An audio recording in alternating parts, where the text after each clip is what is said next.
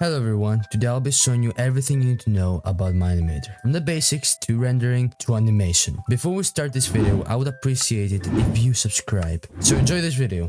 When you open Mine-Imator, it will look like this, or even brighter. So let's get started.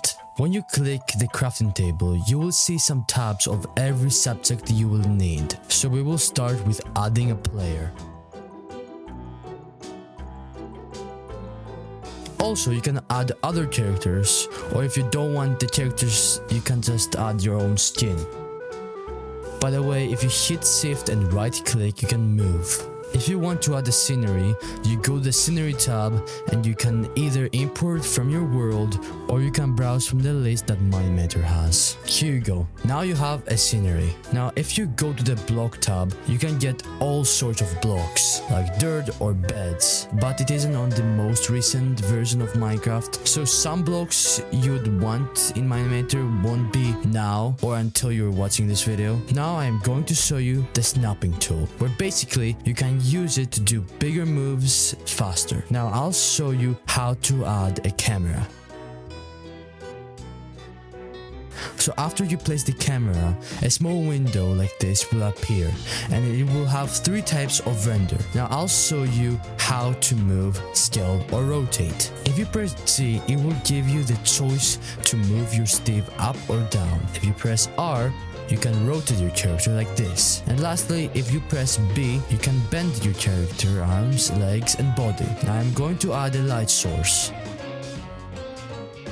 So we're done with the basics. Now time for the rendering. So I have this scene with Steve on a cherry biome. So I will just make the window larger because there will be no use of moving something outside for now. So you will go to the environment tab and you need to have the ground option up, or it will look like this. So we will change the direction of the sun and set the angle at 0.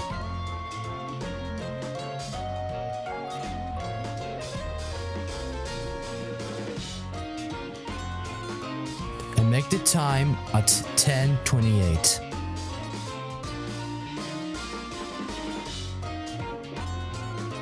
Then go to render settings and set it to extreme. Warning, this may lag your PC a bit. And then make the strength of ambience occlusion a little bit higher than 100. You go back to the environment tab and change the clouds to faded. Now I will make the clouds a little bit higher for me, but you don't have to do that. So you go to the sky and make it a little bit more blue. And here's a tip that I learned from an animator. Change the ambience to how you want the shadows to look like. I will make it pink because of course it's a cherry biome. Then you will go to the fog tab and make the fog closer to the scene so you can add some depth. Also make the sunlight a little bit more orange. And lastly, make the sunlight strength about 200%. And now you will go to the camera and set camera size to FHD 1080p for probably the best performance and quality you can get, except from the 4K cinematic. You can add these black bars and the grid overlay if it helps you. Then you go to field view and set it at 30. You go to aperture settings and make it about 5. Then you go to light management and make it academy. After that you go to depth of field, and another tip I learned from an animator is make the focus range at 433 and increase a little bit the fade size. After that you go to color correction and set the contrast between 1 to 6, brightness between 1 to 4. Usually I make the saturation at 106% and vibrance between 1 to 7. After that you can add some bloom, but I would recommend to add just a little bit of it. And now you will go to the character and go to surface properties, and you can set it at 51% and go to subsurface properties and set the radius at 2.3. Warning, I'll recommend to set it at 0.2, though indeed it doesn't appear much. Trust me, in screenshots it looks amazing. And lastly, for the rendering part, you can add a little bit surface properties to the world if you can make it look good. Now it's time for the animation part. So I will start it up with how keyframes work and transitions. So we're going to put a keyframe right here by double clicking. Then we're going to move the arm up and boom, you made something move now with keyframes. Now it's time for the beauty of transitions.